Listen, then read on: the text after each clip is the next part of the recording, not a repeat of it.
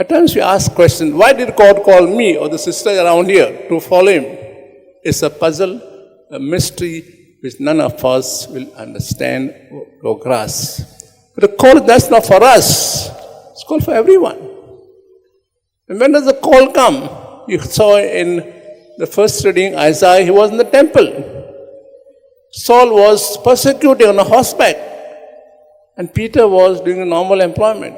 The call comes to go out to help people, to serve in our daily course.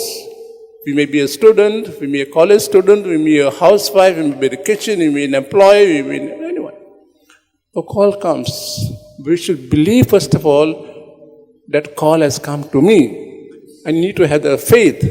And to have the faith I require to open my heart and mind to God. We need to know the Word of God. We need to know who Jesus is for me especially. So the call is there for every day, every moment of our life. Call is to serve. Call is to help. Maybe in the house, someone asks you to help. Please help. I'm burdened. I have so much work. Now, if I say, no, I've got my studies. I got this and that. I got my assignment. No. The call is an authentic call to help, not just to join priesthood, religious life. The call is for everyone to help.